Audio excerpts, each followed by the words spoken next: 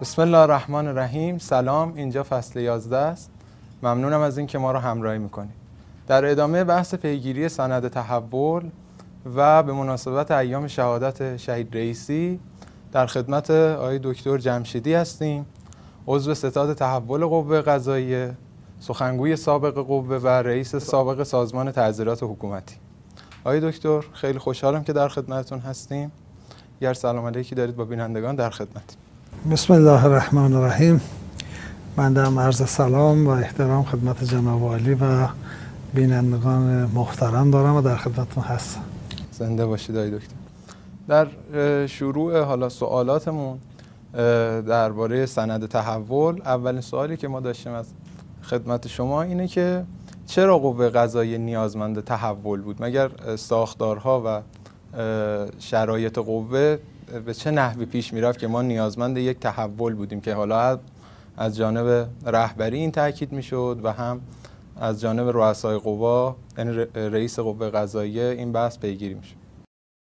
ببینید، اگر بخوایم معنای تحول رو به خوبی مورد بررسی قرار بدیم، در واقع تحول عبارت است از یک نظام برنامه‌ریزی مدون برای اقداماتی که به صورت اساسی باید در قوه قضاییه رخ بده. بنابراین تحول در اینجا و در جاهایی که این بحث شده در واقع یک نظام برنامه‌ریزی جامع هست. شاید بد نباشه من اشاره کنم که ما شاید سالهای قبل از 1380 چیزی به عنوان برنامه در قوه قضاییه وجود نداشت.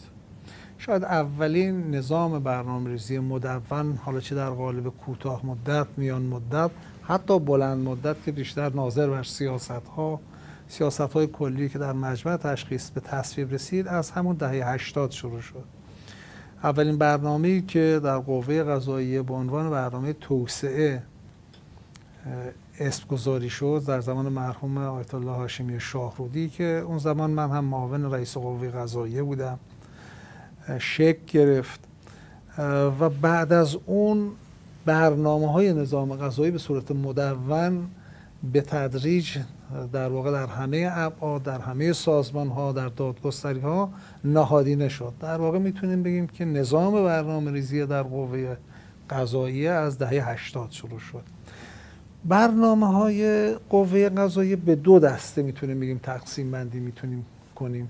یک سری برنامه استراتژیک یا متد استراتژیک به اصطلاح، برنامه‌هایی که با چشم‌انداز و با اهداف کلان و با این بحث‌ها شروع میشه که اینها رو عمدتاً در قالب برنامه‌های توسعه‌ای شروع شد در قوه قضاییه.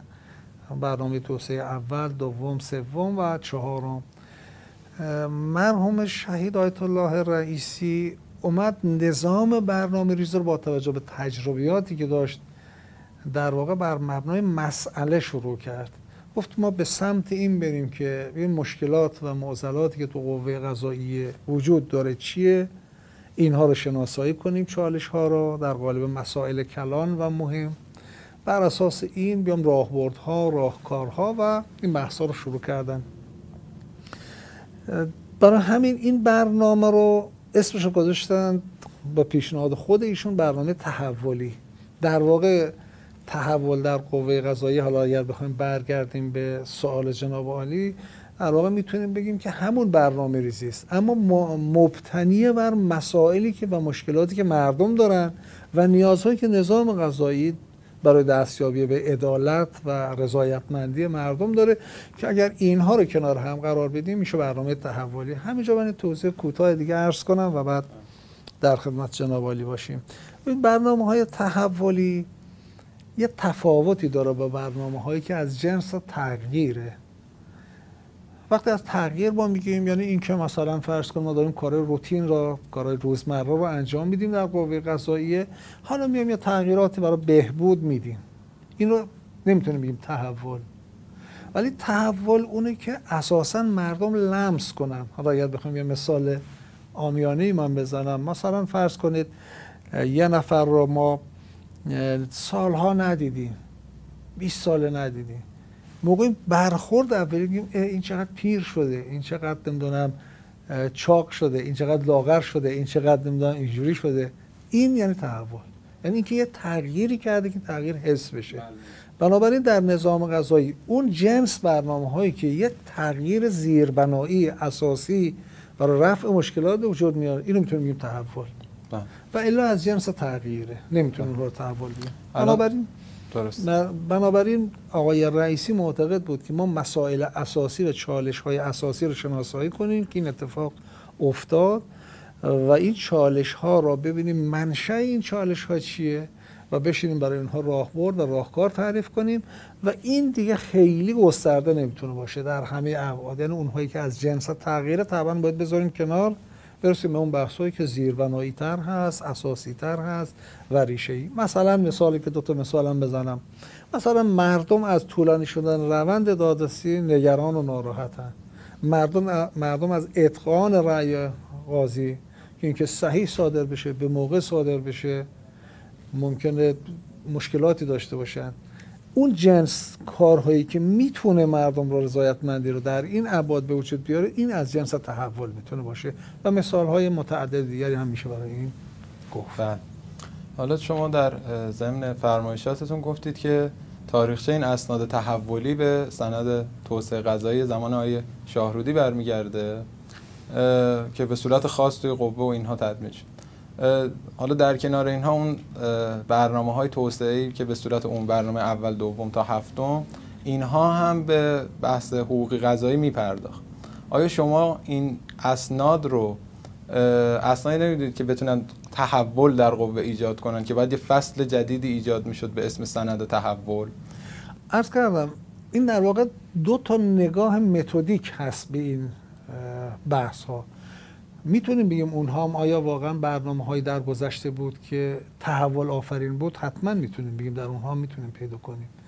ولی این نیست که تحول با توجه به نیازهای زمان و مکان طبعا میتونه متفاوت باشه. مثلا شما اگر فرض کنید تو فضای 20 سال قبل بخوایم نگاه کنیم، ببینید چیزی به نام هوش مصنوعی وجود نداشت، چیزی به نام جرائم رایانه‌ای یا جرائم مبتنی بر متاورس وجود نداشت. ولی می‌بینیم که تو این دهه با توجه یا تو این 2 دهه گذشته با توجه به پیشرفت‌هایی که در این سطح انجام شده، حتما ما نیاز داریم که قوانینمون در این خصوص متحول بشه و نیازهای امروز رو پاسخگو باشه. بنابراین این که آیا تحول نیاز مدام جامعه غذایی هست؟ بله هست، به دلیل شرایط زمان، به دلیل شرایط مکان، به دلیل نیازهایی که در قوانین و مقررات هست که حالا من اشاره خواهم کرد که تفکر شهید رئیسی در این زمینه واقعا مبتنی بر حل مشکل و مسئله بود. بنابراین حالا حتی شما تو برنامه‌های دولت رو هم که بعدها ایشون رفت دولت نگاه کنید، مثلا فرض کنید یه مرتبه ایشون به سمت و سوی حرکت میکنه که 15,000 نوع مجوز باید مردم برای کسب و کار داشته باشن. خب اگر اینو حذف کنیم چه اتفاقی میفته؟ جز اینکه سرعت کارها، جز اینکه اشتغال زایی رو بیشتر میکنه. بنابراین اینها میتونه با یک نگاه این شکلی و حل مسئله‌ای شکل بگیره که این یعنی تحول آفرین. از نگاه ایشون میخوام عرض کنم. ولی اگر بخوام بگیم که آیا در برنامه‌های قبل هم تحول وجود داشت؟ بله، حتما تحول وجود داشت در گذشته هم. اما اینکه تمام بحث رو ما تحول کنیم، این یه بحث جدیدی شاید بود که در آموزه ها و در نظرات مرحوم شهید رئیسی مبتنی بر این شکل گرفت به اعتقاد من. در این فرایند تدوین این اسناد تحولی شما فرمودید که از زمان آقای شاهرودی در بدنه قوه قضاییه بودید. چه نقشی داشتید در این فرایند تدوین و این اسناد تحولی اصولاً چجور به فرایند ابلاغ می‌رسیدن؟ از جامعه نخبگانی چه کمک‌هایی گرفته می‌شد؟ راجع به اینم یه توضیح بفرمایید. ببینید در زمان مرحوم آیت الله هاشمی شاهرودی که به اعتقاد من نظام برنامه‌ریزی در قوه قضاییه به شکل امروزینش شروع شد، اولین برنامه‌ای که در اون زمان شروع شد اسمش رو گذاشتیم برنامه دوم توسعه غذایی. همیشه هم این بحث مطرح بود که برنامه اول چیه؟ برنامه اول توسعه هیچ وقت منتشر نشد. شاید به دلیل این بود که با انتصاب حضرت آیت الله هاشمی شاهرودی برنامه‌ای رو به صورت مختصر ایشون خدمت مقام معظم رهبری داده بودن که هیچ وقت در فضای قضایی نیامد. اما اولین برنامه‌ای که مکتوب شد، چاپ شد، منتشر شد، مسئولیتش با من بود که اسمش شد برنامه دوم توسعه قضایی و به دنبال اون برنامه سوم به همین ترتیب. بنابراین اون زمان سعی شد که از توان و پتانسیل همه کشور برای نظام برنامه‌ریزی استفاده بشه که خوشبختانه این در برنامه‌های تحول هم به همین شکل آمد. یادم هست که چون من در برنامه هفتم توسعه هم نقش داشتم و برنامه هفتم رو که در زمان ریاست جمهوری مرحوم شهید آیت الله رئیسی شکل گرفت، فکر میکنم بیش از 600 نفر از نخبگان کشور همکاری داشتن تو ابعاد مختلف. بنابراین همواره و همیشه نظام نخبگانی حاکم شدن، اما یک تفاوتی شاید زمان مرحوم شهید رئیسی داشت که این قابل ملموس و به چشم میاد. ایشون از دو تا ویژگی در برنامه‌ریزی استفاده کردن که به اعتقاد من این شاید میتونست متفاوت کنه. یکی جوانگرایی کردن، هم در مدیریت و هم در برنامه‌ریزی. کسانی رو استفاده کردن، نیروهایی که خوشفکر بودن، جوان بودن، انقلابی بودن، خیلی تمام وقت به قول امروزی پای کار بودن، و یکی هم نخبگانی که تو این زمینه واقعا تو این سالها تو کشور صاحب نظر بودن و اتفاقا اینها هم خیلیشون جوان بودن. حتی شما نگاه کنید در رده دوم مسئولیت ها و مدیران آقای رئیسی عمدتاً بچه‌های خوشفکر جوانی که شاید سابقه اجرایی خیلی طولانی نداشتن در سطح معاونی وزارتخونه‌ها و بخش مختلف قرار گرفتن.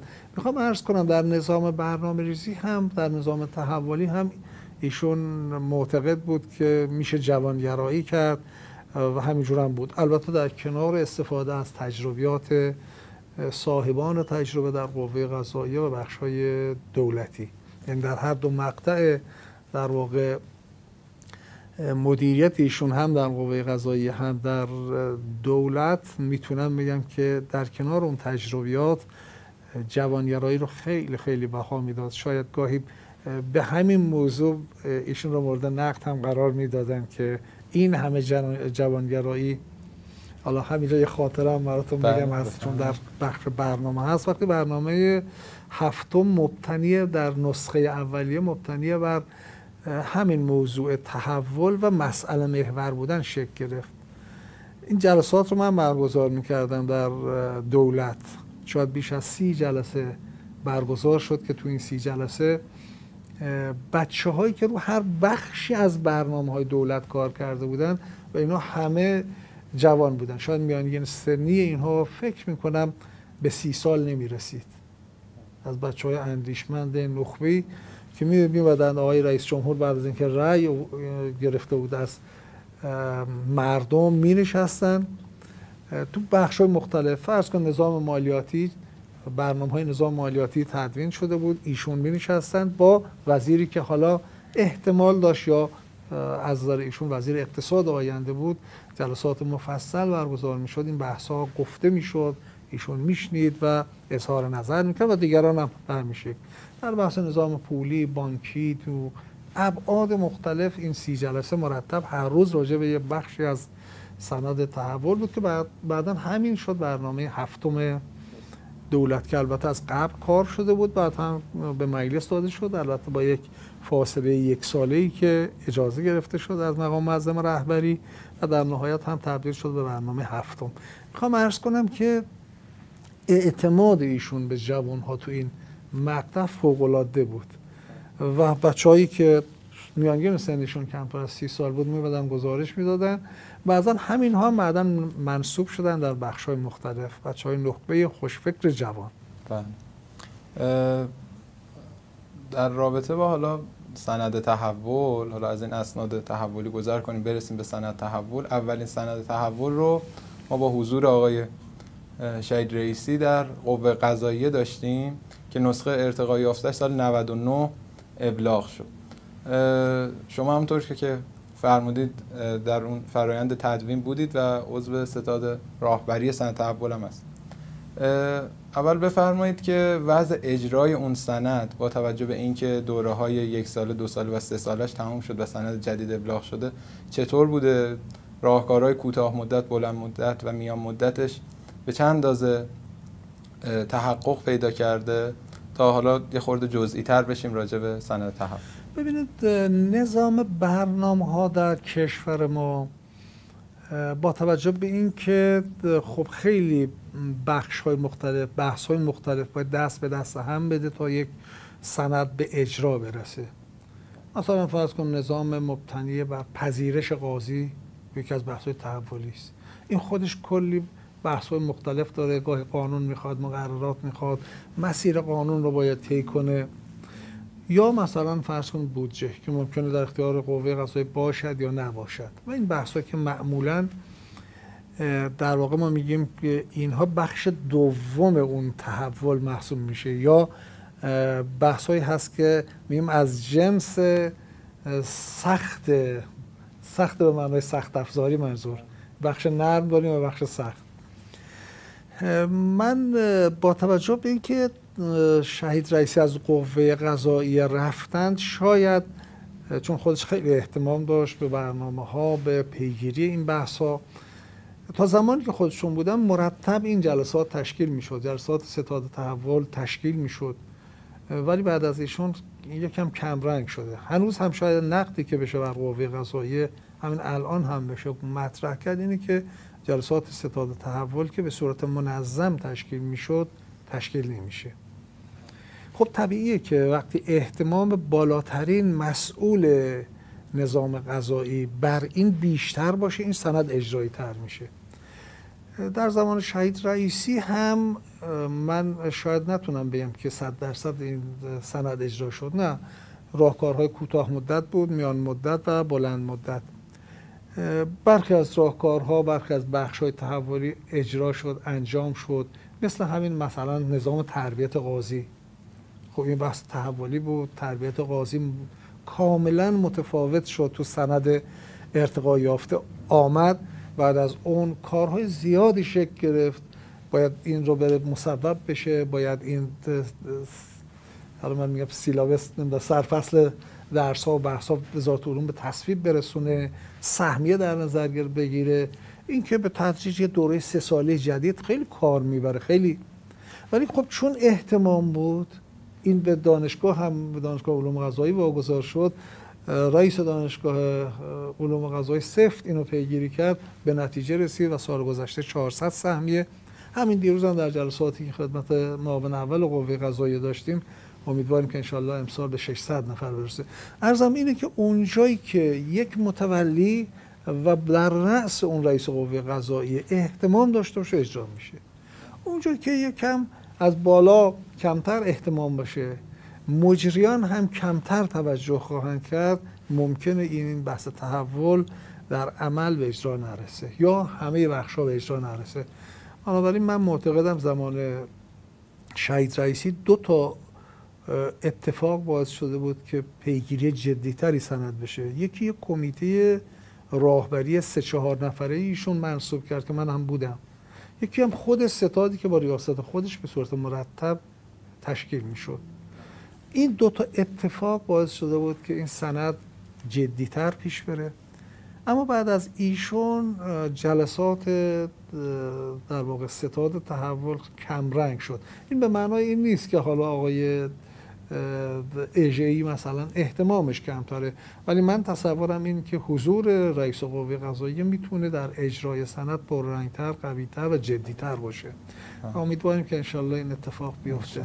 یعنی الان جلسات با ریاست معاونت اول تشکیل میشه یا نه؟ جلسات ستاد تحول چون رئیس این بخش با ابلاغ خود رئیس قوه قضاییه هست و خودش رئیس ستاد هست، معاون اول هم عضوه، تشکیل نمیشه، مدتی تشکیل نشده. یعنی فاصله زمانی توی دوره جدید، فاصله جلسات خیلی بیشتر. بله درست. بعد ناظر به گزارشی که قرار بود از سند تحول قبلی منتشر بشه، شما اطلاعی دارید چون قرار شد بعد از دوره 3 ساله پایان 1402 یه گزارش از سند قبلی منتشر بشه و به دست مردم برسه. ولی اونطور که ما حالا پیگیری کردیم و حالا فضای رسانه‌ای دنبال کردیم همچین گزارشی همچنان منتشر نشد. شما علت رو میدونی؟ ببینید معمولا گزارش ها به دلیل مقاومت هایی که میشه، گاهی خود این مقاومت ها تو بحث گزارش ها مانع میشه و گاهی هم اونهایی که گزارش ها رو تهیه میکنن معتقدن که اگر این شفاف باشه ممکنه موضع گیری هایی بشه، اختلاف هایی به وجود بیاد که خود این روند در واقع اجرای سند رو کند کنه. مثلا اگر فرض کنیم بنده با عنوان فلان معاونت قوه قضاییه بگم خب شما 10% احتمال داشتید، فلان بخش 80%، صرف نظر از این اختلافاتی که هست، اختلافات چالشی که به وجود میاد، خود این در واقع یک جنگ بین بخش‌های مختلف که این گاهی مانع از پیشرفت هدف اصلی میشه.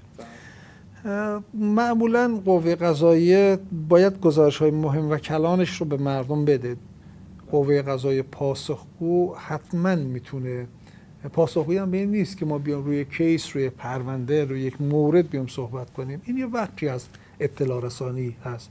به نظر من اساس اطلاع رسانی بخش‌های مختلفی داره، بحث‌های زیربنایی جدی داره، مثل اطلاع رسانی از نحوه عملکرد قوه قضاییه، اطلاع رسانی از ناکارآمدی‌ها، از مشکلات، باید بالاخره به مردم گفته بشه. قوه قضاییه معمولا خودش رو به صورت ایزوله قرار داده، کسی خیلی جرئت نمیکنه به سمت قوه قضاییه بره، خیلی بره سوال کنه، نمیدونم. و این باعث شده که قوه قضاییه تو همه دنیا البته این هست، نه اینکه حالا در کشور ما، خودشون در معرض نقد قرار نمیدن در دنیا.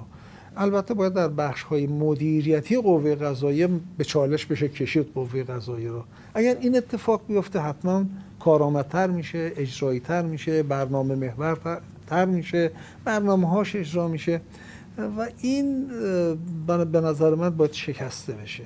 قوه قضاییه به قوه پاسخگو باشه و این هم کفایت نمیکنه که مثلا در یه جلسه ای دانشجویی بحث بشه، نه، باید واقعا گزارش ها با مردم گفته بشه. اونجا که مشکل داره مردم میتونن حل کنن. یعنی ما اگر واقعا به سمت مردم بریم، مردم خیلی از مشکلات قوه قضاییه رو میتونن حل کنن. ولی خب این در قوه قضاییه خیلی شفاف نیست. پس شما جز طرفداران انتشار این گزارش ها هستید؟ قطعا. اصلا من خدمت جناب عالی عرض کنم که شاید که از بحث‌های خیلی خیلی جدی امروز تو دنیا میگن خود حکمرانی قضایی، یعنی این که آراء قضایی رو، حالا این بحث مفصلی هست، برای مثال میخوام عرض کنم، آراء قضات منتشر بشه و در معرض نقد قرار بگیره. جامعه علمی، دانشگاهی، استادان ما، قضات با تجربه ما آراء رو نقد کنیم، باعث پیشرفت میشه. نباید واقعا از این واهمه داشته باشیم که حالا یه رأی قاضی ممکن در یه جای هم یک اشکالی داشته باشه و این قاضی خودشو با انتشار اصلاح کنه. بنابراین باید یکم بیشتر بریم فضای اطلاع رسانی رو در نظام قضایی پررنگ‌تر کنیم.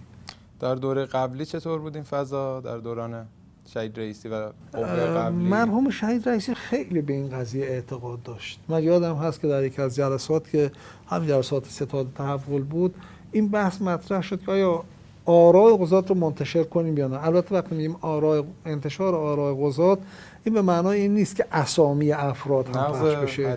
بله، باید حریم شخصی رو حریم خصوصی رو رعایت کنیم. شاید تو اون جلسه ای که مخالفت‌های جدی شد، مدافع اصلی انتشار آراء قضات شخص آقای رئیسی بود. بعد ناظر به این وضعیت اجرا، شما خودتون اطلاعی دارید که سند قبلی اجرا شده؟ عرض کردم که گزارش ها رو مرکز تحول قوه قضاییه تهیه کرده. سند تحول قوه قضاییه، اون که ما بهش میگیم سند ارتقا یافته که زمان مرحوم شهید رئیسی بود، اون رو بعضی از بخش‌ها تا از 20% تا 80%، تا اونجا که من یادم هست، چون الان آمار دقیق از اون گزارش ندارم. البته بعضی از بخش‌ها هم 100% اجرایی شده. مثلا اگر فرض کنید نظام جذب قاضی، بر مثال عرض کردم، این کاملا اجرا شده، راه افتاده. دوره اول و دوم ظاهراً فکر کنم الان دوره شاید سوم باشه، برگزار شده، اینا 100% اجرا شده، ولی برخی از بخش هم نه، اصلا اجرا یا مثلا 20-30% اجرا شده. بعد ناظر به این سند تحول جدید زمانهای اژه‌ای، اول بفرمایید که چه تفاوت‌هایی نسبت به سند تحول قبلی داشت؟ ابتنا روی سند تحول قبلی داشت یا واقعا ساختار برنامه ریزیش عوض شد؟ و ناظر به این هم سوالی که هست اینه که راهکارهای کوتاه مدت این سند هم مدت اجراشون پایان سال گذشته تمام شد، پایان 1403. ناظر به این چی؟ ناظر به این قرار بود که مسئول پیگیری سند فعلی گفتن که گزارش منتشر میشه، شما اطلاعی دارید از انتشار گزارش؟ بله، عرض کنم بزرگ شما، در زمان در واقع بعد از پایان در واقع سند تحول، خب طبیعی بود که از چند ماه قبل باید برای سند بعدی، چون زماندار اسناد مثل برنامه هایی که میگیم برنامه هفتم بالاخره زمان داره، در قوه قضاییه هم به همین شکله. یک هیئتی رو ریاست محترم قوه قضاییه فعلی جناب آقای اژه‌ای تعیین کردن که من هم جزو اون هیئت بودم و هستم، برای در واقع برنامه جدید تحولی که از 1403 به بعد باید طبعا این شروع میشد، یعنی در پایان 1403 باید شروع میشد و برنامه جدید ابلاغ میشد. چند ماه فشرده این تیم چند نفر کار کردن و برنامه جدید رو طبعا متدش بر اساس همون متد بود. خیلی بحث‌های مختلفی هم شد که ما متد برنامه رو عوض کنیم، ولی من خودم از جمله کسانی بودم که در اون جلسات معتقد بودم که ما نباید متد برنامه ریزیمون رو در قوه قضاییه که مبتنی بر مسئله هست، به دلیل اینکه شاید مهمترینش هم این بود که مقام معظم رهبری این متد رو و این شیوه برنامه‌ریزی در قوه قضاییه رو چند بار مورد تجلیل قرار داده بودند و ایشون در واقع یک نوع تایید قوی داشتن بر این حتی متد برنامه‌ریزی. بنابراین هم ضرورت نداشت، هم تایید مقام معظم رهبری بر این متد بود، هم رئیس قوه قضاییه فعلی هم مخالفتی با نداشت که همین شیوه و همین متد شکل بگیره. بنابراین این شکل گرفت این متد و بعد از اون در واقع چند ماه بعد از اینکه بحث‌های متدیک به قول ما یا روش شناسی بهتره بگیم تمام شد، چند ماه طول کشید و برنامه مدون شد. اما از اقدامات خوبی که من نظر من جناب آقای اژه‌ای انجام داد این که زمانی که برنامه ها به اتمام رسید، خب طبیعیه که هر برنامه موافق و مخالف داره، در قوه قضاییه هم همینطور بود، برخی از معاونت ها نقد داشتن، ولی اون چیزی که من خیلی به نظرم کار ارزنده زمان آقای اژه‌ای بود این که برنامه رو بلافاصله ایشون ابلاغ کردن و این خیلی، یعنی تو فضایی نرفت که برنامه مورد حواشی بشه. وقتی ایشون پذیرفت که اکثریت قاطبه، حالا اگر نگیم قاطبه مدیران نظام قضایی، ولی اکثریت بر این برنامه صحه گذاشتن، ایشون بلافاصله ابلاغ کردن که برنامه شروع شد. البته حالا اون نکته‌ای که من عرض کردم، شاید انتظار من اینه که ایشون جلسات ستاد رو هم با محوریت خودشون باید بیشتر تشکیل بدن که در اجرا هم توفیق بیشتری داشته باشه. ناظر به راهکار کوتاه مدت سند فعلی چی درصد موفقیتشون چطور بود؟ رضایت بخش بوده از جانب شما؟ بله، بنا بود که این گزارش منتشر بشه. البته بدنه قوه قضاییه به دلیل اینکه حالا شاید دفاعی هم داشته باشم از وضعیت موجود، بله. به دلیل اینکه نهادینه شده این برنامه تحولی، یعنی شاید از زمان آقای رئیسی خیلی زحمت کشیده شد تا این برنامه جا بیفته. برخی از بخش‌های کشور، برخی از دادگستری‌ها شاید یک بار این سند رو نخونده بودن. خب خیلی زحمت کشیده شد، در آموزش‌ها قرار گرفت و استان‌های مختلف جلسات متعدد گذاشته شده بود در سطح استان‌ها. بنابراین شاید به این دلیل اهتمام رئیس قوه قضاییه قبل مرحوم شهید رئیسی بیشتر بود بر این قضیه. اما الان خوشبختانه خیلی از معاونت‌ها و بخش‌ها در واقع شکل گرفته، نهادینه شده. الان معاونت اول رئیس قوه قضاییه مدام با بخش‌های مختلف جلساتی دارند. شاید این جلسات جایگزین اون کمیته بود که زمان آقای رئیسی محدودتر بود با در واقع ریاست معاونت راهبردی قوه قضاییه، ولی از محاسن این دوره اینه که با ریاست معاونت اول قوه قضاییه داره مرتب به صورت هفتگی جلسات برگزار میشه. این هم امید هست و این نوید اجرای جدی‌تر باشه. من گزارشات رو آقایون معمولا به صورت دوره‌ای تهیه میکنن، در اختیار رئیس قوه قضاییه و مسئولین زیربط قرار میدن، ولی حالا اینکه انتشار عمومی بشود یا نشود معمولا در قوه قضاییه انجام نمیشه. و رضایت بخش هست از نظر عرض کردم برخی از بخش‌ها کاملا یعنی واقعا به صورت خیلی خوب و جدی پیش میره، برخی از بخش‌ها هم بگید مثال بزنید.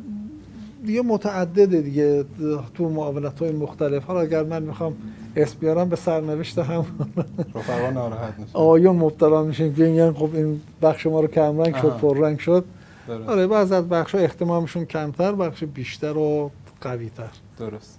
بعد حالا قدری ناظر به راهکارها، بعضی راهکارها صحبت کنیم به صورت جزئی. شما از دانشگاه علوم قضایی نام بردید به عنوان یکی از نهادهایی که ساختار جذب دانشجو و نیروی قوه قضاییه درش متحول شد با سند تحول در سال 99. راجع به این بفرمایید که ساختار فعلی که این گونه است که دانشجویان رو در مقطع ارشد ناپیوسته جذب میکنه رو کارآمدتر میبینید و مناسبتر میدونید برای فضای قوه قضاییه، یا ساختار قبلی که دانشجویان از مقطع کارشناسی و کنکور سراسری وارد دانشگاه میشدن و کلا نگاه قوه به دانشگاه آیا با سند تحول تغییری کرد یا خیر؟ قبلا چگونه بود و حالا چگونه؟ ببینید دو تا نگاه و دو تا تفکر در دانشکده علوم قضایی همواره وجود داشته، از گذشته هم بوده. یه تفکر اینه که ما باید از دانش آموزانی که تازه فارغ التحصیل شدن در مقطع تحصیلی دبیرستان باید از اونجا شروع کنیم برای تربیت قاضی و به تدریج اینها رو سوق بدیم به سمت در واقع دانشگاه و از دانشگاه هم اینها رو جذب کنیم. این یه تفکر هست. تفکر دوم این که و صرفا هم دانشکده علوم قضایی متولی این باشه. خب در گذشته ما دیدیم با این سبک سالانه حدود 200 نفر بیشتر نمیتونه قوه قضاییه جذب کنه به دلایل مختلف و معمولا سهمیه‌ای که برای دانشکده گذاشته میشد 200-300 نفر مثلا بود. من اعتقاد خودم اینه که دانشگاه علوم قضایی، چون منم یه دوره مسئولیت دانشگاه علوم قضایی رو داشتم، 3 تا تفاوت اساسی داره که با دانشگاه دیگه میتونه این تفاوت در واقع تحول آفرین باشه. یک، متد و محتوای دروسی که اینجا خونده میشه باید با یه رشته حقوق کاملا متفاوت باشه، به دلیل اینکه اینها میخوان بر مسند در واقع مستخرجین این دانشگاه بر مسند قضا بشینن و رأی صادر کنن. پس بنابراین شیوه آموزش و محتوای درس‌ها باید متفاوت باشه. دوم، دانشجویان باید متفاوت باشن. کسی که میخواد قاضی باشه باید از یک ملکات اخلاقی، رفتاری، استعدادی برخوردار باشه. و سوم، استادانی که میخوان آموزش بدن اونها باید متفاوت باشن. بنابراین 3 ویژگی اساسی داره که میتونه این 3 ویژگی اساسی در تمام شؤونات دانشگاه تاثیرگذار باشه. بر اساس همین تفکر در برنامه اول این رو ما پیشنهاد دادیم و گفتیم یک دوره تربیت قاضی. اتفاقا در اسم گذاری این رشته در ابتدا اسم رو خود من به عنوان تربیت قاضی اسم گذاری کردم که ما چون من پیشنهاد منم بود اصلا این دوره 3 ساله. گفتیم حالا که ما از همه دانشگاه ها میتونیم با ویژگی های خاص دانشجویان در واقع باید بگیم متعهد، متخلق و مستعد رو جذب کنیم، بیاریم در یک دوره 3 ساله که این دوره 3 ساله به صورت ویژه باشه، یعنی هم کارآموزی باشه، هم در واقع اون بخشی که به عنوان ملکات اخلاقی یک قاضی باید باشه تقویت بشه و همین که درس ها به صورت عمیق‌تر و قوی‌تر و جامع‌تر باشه. این دوره طراحی شد. خوشبختانه الان این دوره جا افتاده شده و همین امسال هم امیدواریم که وزارت علوم موافقت کنه با 600 نفر و به تدریج برسه به 1000 نفر که نیازهای قوه قضاییه رو تأمین کنه. من اعتقادم اینه که حالا چون بالاخره خودم هم تو این بحث خیلی نقش ایفا کردم، معتقدم که ما دانشجویان نخبه مستعد متدین متخلق رو میتونیم از همه دانشگاه‌ها بیاریم و تو این دوره تربیت کنیم و این دوره تربیت قاضی وقتی میرن هم عمیق‌تر، قوی‌تر و جامع‌تر میتونن آرا رو صادر کنن و این فرصت 3 سال فرصت استثنائیه که ما بتونیم تربیت کنیم. به نظرم اون زمان 4 سال ما زمان داشتیم ولی یه دوره لیسانس بود. الان یه دوره 3 ساله فشرده جامع هست که برای تربیت قاضی میتونه خیلی مفیدتر باشه. درست. یعنی الان جذب توی فضای قوه قضاییه و دانشگاه علوم قضایی به این سمت میره که صرفاً ارشد ناپیوسته جذب بشه و دیگه از زمان کارشناسی دیگه جذب به صفر برسه. حداقل یا صفر. من که تو برنامه آوردیم دیگه نباید بپذیریم، ولی آقایون استدلالی دارن و استدلالشون هم اینه که دانشگاه میگن به 2 دلیل ما هنوز باید تعداد کمی داشته باشیم. یکی این که اساتید جوانی که ما جذب میکنیم نمیتونن برن فوق لیسانس و دکترا تدریس کنن. این اساتید میان در محیط دانشگاه و دوره‌های لیسانس رو ابتدا تدریس میکنن. یکی به این دلیل و یک دلیل دیگه هم دارن آقایون میگن که بالاخره ما چون دانشگاه هستیم باید همه مقاطع رو داشته باشیم، باید جامعیت باشه. بنابراین به این 2 دلیل میگن باید تعداد کم مثلا در حد کمتر از 100 نفر هنوز جذب کنیم. این استدلال شده. درست. حالا ناظر به این بحث جذب در دانشگاه علوم قضایی منتقدانی وجود داره و نقدی که هست اینه که میگن که جذب در مقطع ارشد ناپیوسته با این دوره 3 ساله شرایطی رو به وجود میاره که دوره کارشناسی این ویژگی ها و شرایط بهتری درش وجود داره. یعنی قوه قضاییه، نقدی که مطرح میشه، قوه قضاییه میتونه دانشجو رو در مقطع کنکور سراسری که براش جذابتر هم هست و نخبگان بیشتری بهش علاقه دارن به دانشگاه علوم قضایی توی کنکور سراسری، در اون مقطع با سن کمتر جذب کنه و کار تربیتی یا اون بحثایی که شما فرمودید بحث اخلاقی رو تو اون سنین برای دانشجو تدارک ببینه و دانشجو رو توی اون بازه سنی بتونه تربیت کنه و بهش تخصص بده. و مثلا این دوره 3 ساله یک دوره فشرده است که کار رو برای دانشجو سخت میکنه. ناظر به این نکته ببینید 3 تا تجربه ما داریم که یا باید بگیم چند تا تجربه داریم که این تجربه نشون داد که نیاز نظام قضایی مرتفع نمیشه. اولا اینکه ما سالانه با اون شیوه گذشته تعداد کمی رو جذب می‌کردیم، چون واقعا با اون شرایط خاص شاید نمیتونستیم. این چه دلیلی داشت که نمیشد مثلا افزایش داد ظرفیت کارشناسی ها رو؟ چون وقتی میخوایم از مقطع خب دانش معمولا کسانی که در واقع از دیپلم میخوان بیان و با اون شرایطی که ما میخوایم باید داشته باشن، اینها معمولا به دلیل اینکه ناشناخته است براشون این بخش ها معمولا ترغیب نمیشن، یا پرطمطراق بودن مثلا دانشگاه های دیگه، دانشگاه تهران، شهید بهشتی، نمیدونم بالاخره آوازه دانشگاه ها باعث شده بود که ما اون چیزی که حد اکثر میتونستیم جذب کنیم که جذب میکردیم همین تعداد بود، حد اکثر 200 نفر مثلا در همین حد. نکته دومی که وجود داره اینه که معمولا وزارت علوم برای رشته به سختی تعداد زیاد رو موافقت میکنه. حتی دانشگاهی مثل دانشگاه مادر مثل دانشگاه تهران شما نگاه کنید رشته حقوقشون شاید همین در حدود 100 تا سهمیه میدن. اینم نکته دوم.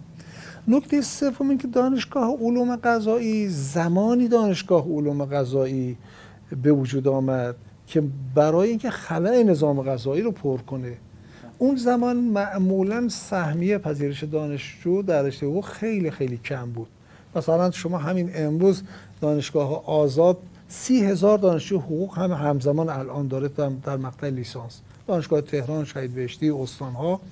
ما با یک جمعیت دانشجویی حقوق بسیار گسترده روبرو هستیم که دستمون بازه که اون ملکات و اون به قول معروف ویژگی هایی که مد نظرمون هست برای جذب بتونیم داشته باشیم. بنابراین چرا ما باید بیایم وقتمون رو بذاریم برای تربیت لیسانس؟ ما میتونیم یک لول بالاتر رو، ولی اون افرادی که انتخاب میشن با اون ویژگی هایی که مد نظر ما برای قضاوت هست انتخاب کنیم و الان وجود داره تو کشور. عرض میکنم مثلا سالانه اگر یه جمعیت حدود 60-70 هزار نفر شاید بیشتر، چون آمار دقیق ندارم، ما دانشجوی فارغ تحصیل لیسانس داریم، خب چه دلیل داره که ما از دوره بیایم بین اینها نتونیم 1000 نفر رو انتخاب؟ آیا علوم قضایی برای نخبگانشون جذاب هست؟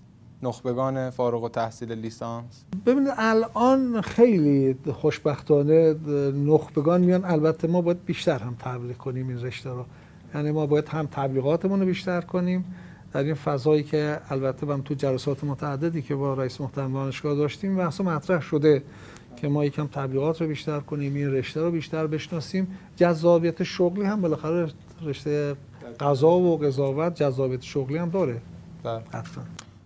برگردیم سوالات آخر رو من باب سند تحول و بعد هم انشالله من باب شهید رئیسی چند سوال خدمتتون بپرسم. یک رهبری ناظر به فضای قوه قضاییه طی این سالهای 97 به بعد سخنرانیاشون همیشه تاکید داشتن به بحث سند تحول، یعنی سال 98 و 99 خیلی تشویق کردن سند تحول رو که این گفتمان اصلا بالا اومده. مرحوم شهید رئیسی تونسته بود این مثلا فضای سند تحول رو جلو ببرن. از سال 1400 401 و 402 رهبری چالش ها و نقد هاشون رو به سند وارد میکنن، اینکه مثلا این سند نتونسته بود از اون بدنه اصلی قوه سرایت پیدا کنه به نیروهای میانی و پایینی، حالا مثل مدیران میانی یا قضات. بحث بودجه، بحث تقنین که بعضی از راهکارهای سند نیاز به تقنین داشت اینها. و سال 1403 حالا من دیگه عین اون صحبتی رو که رهبری ناظر به سند دارن رو خدمتون میخونم. میفرمایند که سند تحول، چه سندی که قبلا تهیه شده بود چه سندی که بعدا تجدید نظر شد و اخیراً هم شنیدم این سند بروز شده، کسانی که دیده‌اند مطلعاً تعریف میکنن خب سندها سندهای خوبی است، منتها آن چیز که مرا نگران میکند این است که این اسناد خوب چندان تأثیری در شاخصهای عمده قوه قضاییه نداشته. این سندها سندهای خیلی خوبی است. نظر شما راجع به این چیه؟ این که مسئله ما در اسناد تحولی و مخصوصا این سند تحول آخر مسئله طراحی و برنامه ریزی است که بعد از این برداشت کرد که ما به نتایج خوبی در شاخص ها نمیرسیم، یا مسئله اجرا داریم؟ ناظر به این بفرمایید. ببینید دو تا نکته رو ما باید از هم تفکیک کنیم. من فکر میکنم برداشت خودم از فرمایشات رهبری تو این سالهای گذشته در خصوص قوه قضاییه اینه که ببینید قوه قضاییه با توجه به اون آرمانهایی که برای یک نظام اسلامی داره شاخصه در واقع، یعنی اون انتظاراتی که از یک نظام قضایی میره خیلی بالاتر از بقیه بخش حاکمیته. یعنی جز فرمایشات ایشون بارها بودن که فرمودن اگر روزی مردم حقشون تضییع شد و گفتن ما برای رسیدن به حقمون به قوه قضاییه مراجعه میکنیم و حقمون رو میتونیم بگیریم، اون موقع معلومه که این شاخصیه که قوه قضاییه در واقع متفاوت یا حتی قوه قضاییه مطلوب داریم. خب انتظار خیلی انتظار مهمیه که مردم احساس کنن که اگر جای حقشون تضییع شد میرن قوه قضاییه و به حقشون میرسن. خب بله فاصله داریم با این جد. اما اینکه آیا این از برنامه هست یا از اجرا، میتونه از هر دوتا باشه.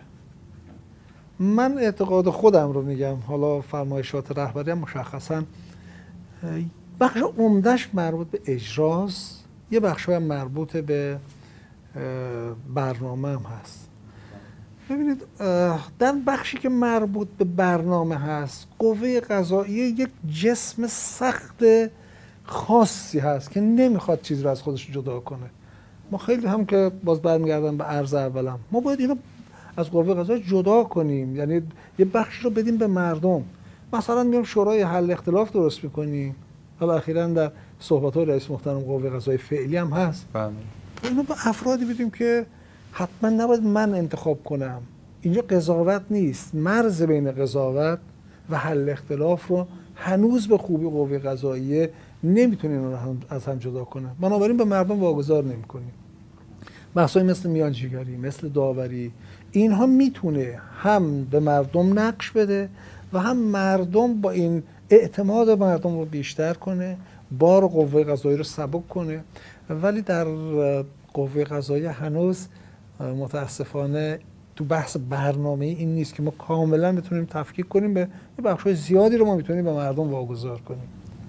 مثلا فرض کن در سازمان ثبت تصور اینه که این همه قضاییه، در حالی که اینجوری نیست. در بخش‌های دیگه هم همینطوره. حتی امروزه یه سری از بخش‌های نظارتی رو به مردم واگذار میکنن، اصحاب رسانه، به مردم. ما اگر بخوایم واقعا به اون آرمانی که مد نظر مقام معظم رهبری هست، باید هم در بخش اجرا معتقد باشیم و یک پارچه برای اجرایی شدن چنین اسناد مهمی که اسناد فوق‌العاده خوبی هم هستن، باید تو این بخش حرکت کنیم. مقاومت ها باید شکسته بشه و از اون طرف هم باید قوه قضاییه یکم این فضای قضایی محض، فضای این که قضاوت فقط حاکمیتی است ولا غیر، از این بحث باید جدا بشیم، به مردم نقش بدیم. مردم و این نقش دادن به مردم، نقش واقعی دادن من منظورم، نه اینکه باز ما از دوباره به جای قاضی بریم یه نفر انتخاب کنیم، من به عنوان فلان مسئول ابلاغ بزنم. همین چیزی که تحت کنترل قوه تحت کنترل من باشه، بودجه من باشه، مردم خودشون بهتر از ما میتونن حل مشکلات کنن، حل اختلاف کنن. بارها من مثال میزنم، من یه پیرمردی که در یه شهرستان دور افتاده ممکنه سواد نداشته باشه، بهتر از بسیاری از این حقوقدان‌ها بتونه حل اختلاف خانوادگی رو انجام بده. ولی فضاهای دادرسی‌های آنچنانی اینها چه بسا منتهی به فروپاشی خانواده میشه. ما اینها رو با هم باید مد نظر قرار بدیم، باید اینها رو یکم مردم رو نقش بدیم. تو این بخش ها ضعف جدی داره قوه قضاییه. آقای جمشیدی بزرگوار، ما یک سوال فقط ناظر به بحث سند تحول، یک راهکار کوتاه مدت دیگری هم هست در سند، عنوان تشکیل دادگاه سیاسی. اصل 168 قانون اساسی هم به این مقوله یعنی تأکید داره و تصریح کرده در اصل 168. سال 95 هم قانون دادگاه سیاسی تصویب و ابلاغ شده. ناظر به این راهکار کوتاه مدت عمل کرده قوه قضاییه چگونه بوده و ناظر به این صحبت بگید. ببینید، دادگاه‌های سیاسی یا جرائم سیاسی بهتر بگیم، در قانون معمولاً تعریف میشه که چه جرمی سیاسی است که در قانون ما هم تعریف شده. انگیزه ها رو معمولاً مورد توجه قرار میگیره و بحث‌های خاصی که در قوانین میاد. این تنها نکته‌ای که در تشکیل دادگاه ها داره اینه که باید با حضور هیئت منصفه تشکیل بشه. حالا برخی از هر دو طیف، برخی میگن باید سختگیرانه تر باشه، برخی میگن باید تسهیلات بیشتری وجود داشته باشه برای مجرم سیاسی. معمولا روی کرده که در دنیا هست این که مجرم سیاسی به دلیل اینکه انگیزش انگیزه خدمت به کشورش هست ولی طریقش طریق مجرمانه هست، بنابراین میتونه از تسهیلات بیشتری برخوردار باشه. در قانون اساسی ما هم آمده که این دادگاه ها باید با حضور هیئت منصفه باشه. طبعا در اجرای مجازات ها، این به معنای معافیت از مجازات نیست، در اجرای مجازات ها میشه تسهیلات بیشتری برای مجرم سیاسی در نظر گرفت، به قول معروف، چون انگیزه شرافتمندانه هست در جرم سیاسی. ولی متاسفانه هنوز این مفاهیم در قوه قضاییه و این دادگاه ها در قوه قضاییه شکل نگرفته به اعتقاد در سند تحول هم این آمد، ولی هنوز متاسفانه این دادگاه ها شروع نشده. به اعتقاد من باید این دادگاه ها شروع بشه و در واقع مجرم سیاسی از غیر مجرم سیاسی تفکیک بشه. دادگاهش هم با حضور هیئت منصفه باشه. البته اونجا پیش بینی خاصی برای هیئت منصفه در خود قانون شده که از همین هیئت منصفه مطبوعات هم میشه استفاده کرد و باید استفاده کرد. این به نظر من کار خیلی سختی نیست و باید یه روزی اجرا بشه و دادگاه تشکیل بشه. درست. علت مقاومت رو چه میدونید توی فضای قوه قضاییه؟ شاید بیشتر بحث مفهومی باشه که هنوز شاید اون قانون کاملا متمایز نکرده، یا شبهه‌ای که قضات ممکنه داشته باشن که این آیا جرم سیاسی هست یا جرم علیه امنیت. این در واقع مقوله بین جرایم امنی علیه امنیت و جرم سیاسی این به خوبی تفکیک شاید نشده باشه، به همین دلیل هم به نظر من تشکیل نشده. ولی خب این ضعف هست، هم در سند آمده هم در قانون اساسی آمده و باید به نظرم تشکیل بشه و درست هم همینه که به قانون اساسی ما عمل کنیم. بله. بپردازیم به مقوله شخصیت شهید رئیسی. آشنایی شما با شهید رئیسی از چه زمانی بود که با ایشون آشنا شدید و اولین ارتباط ها رو چه زمانی گرفتید با ایشون؟ ببینید، مرحوم شهید رئیسی در واقع ما شاید سابقه خیلی طولانی رو با ایشون سابقه آشنایی با ایشون سابقه طولانی هست. ایشون سالیان سال مسئولیت‌های مختلفی در بخش‌های مختلف قوه قضاییه، در دادسراها، در دادگاه‌ها، در بازرسی کل کشور، در ستاد قوه قضاییه داشتن. طبیعی هم هست با توجه به اینکه من هم مسئولیت‌های متعددی در بخش‌های مختلف قوه قضاییه دارم، با ایشون خیلی ارتباط کاری تنگاتنگی تو سال‌های مختلف در مسئولیت‌های مختلف داشته باشم. ولی فکر می‌کنم بیش از 30 سال ایشون رو من میشناختم و اوج در واقع آشنایی ما یا همکاری خیلی خیلی نزدیک زمانی که هر دو نفر در یه مقطع زمانی به معاونت ریاست قوه قضاییه منصوب شدیم. شهید رئیسی به عنوان معاون اول و من به عنوان معاون حقوقی و توسعه قوه. اون زمان طبعا جلسات شورای معاونین، جلسات نقل و انتقال قضات، جلسات متعدد در شورای عالی قضایی و مسئولان عالی، هر روز به صورت در واقع مدام به دلیل تعامل‌های و همکاری‌هایی که باید داشته باشیم، این دیگه جلساتی بود که مرتب با هم داشتیم تا لحظه فکر میکنم شهادت ایشون که دقیق یادم نیست، ولی فکر میکنم آخرین جلسه‌ای که من خدمت ایشون رسیدم منزل ایشون بود و روزه که برقرار بود منزل ایشون، شهادت امام جعفر صادق، روزه‌ای که گذاشته بودن. اون آخرین دیدار ما بود و بعد از اون فکر میکنم یه مدت کوتاه قبل از شهادتش بود. غیر از حالا اون بحث شورای معاونین در فضای قوه قضاییه، باز هم همکاری داشتید در زمان دولت با ایشون، اگر ناظر به اون مسئولیتایی که توی دولت کمکشون میکردید یا زمان ریاست قوه ایشون ناظر به این هم بفرمایید. من وقتی که ایشون بعد از در واقع اینکه من خودم از قوه قضاییه به عنوان مسئولیت اجرایی رو دیگه از سال 88 به بعد اومدم دانشگاه، جسته و گریخته با هم ارتباطاتی داشتیم، ولی شاید باز هم دوره همکاری جدی‌تر ما زمانی بود که ایشون به عنوان رئیس قوه قضاییه منصوب شد و همین اولین همکاری ما سند تحول قوه قضاییه بود که در واقع در زمان مسئولیت ایشون شکل گرفت و من هم تو این ستاد به عنوان ستادی که تشکیل شد با ابلاغ ایشون فعال بودم تو نگارش برنامه‌ها و اینا. قبل از اینکه ایشون به دولت بره من معتقد بودم که باید برنامه‌های آینده دولت در یک مرکز مستقل به قول ما میگیم غیر حاکمیتی نوشته بشه تا فارغ از بحث هایی که معمولا تو فضاهای اداری و فضاهای این شکلی هست شاید بتونن بخش خصوصی علمی هم کمک کنن. بنابراین هم در سند تحول و هم در سند تحول دولت که بعدها با عنوان برنامه هفتم بود یه بحثی رو ما شروع کردیم، یه بحث مفصل در خدمت ایشون. شاید قبل از که ایشون حتی کاندیدای ریاست جمهوری بشوند و زمانی که مسئولیت قوه قضاییه رو داشتن، یک هیئتی رو که بعداً این هیئت فکر می‌کنم به 600 نفر تو رشته‌های مختلف تشکیل شد، تأسیس شد، البته به صورت غیر رسمی.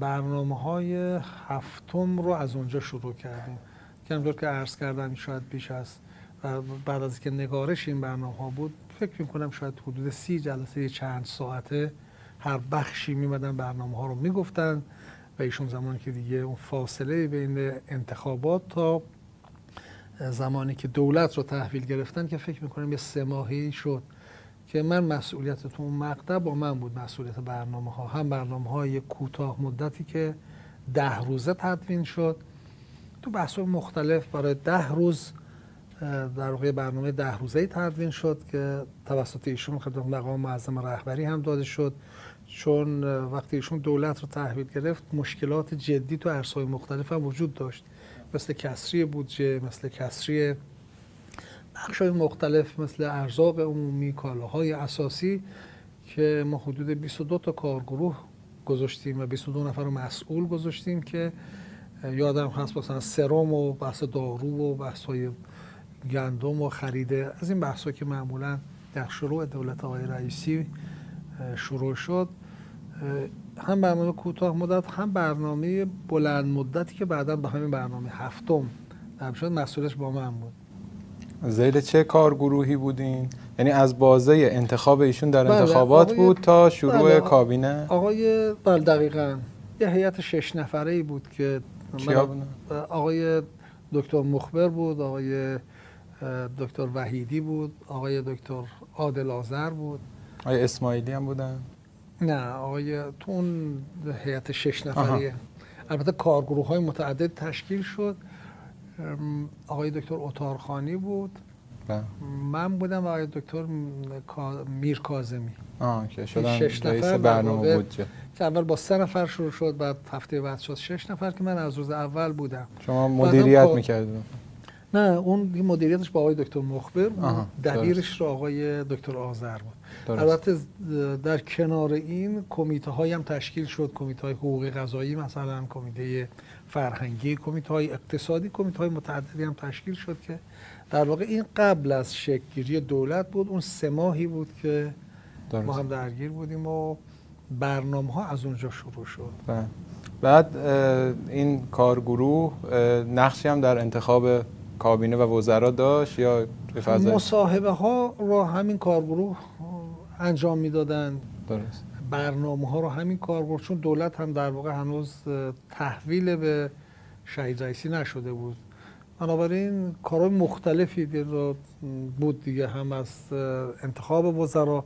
البته برنامه انتخاب وزرا به این شکل بود که ایشون لیستی رو میدادن، این کارگروه با اون متدهایی که داشتن، با اون شیوه هایی که داشتن، به قول من رنکینگ رو به ایشون میدادن. مثلا میگفتن که این 5 نفری که برای وزارت بهداشت دادید، نفر اول اینه، نفر دوم اینه، نفر دهم اینه. این شکلی بود. البته گاهی نفر اول ممکن انتخاب میشد، گاهی ممکن نفر دهم. البته در کنار این بخش‌های دیگه هم فعال بودن، مخصوصا یک در واقع نرم افزاری رو قرار داده بودن، اونهایی که از طرف مردم هم معرفی می شدن، اینها هم رتبه بندی می شدن، گاهی برای مصاحبه دعوت می شدن و یک کار تقریبا تلاش شبانه روزی بود برای انتخاب وزرا و برنامه که من البته بیشتر درگیر همین برنامه ها بودم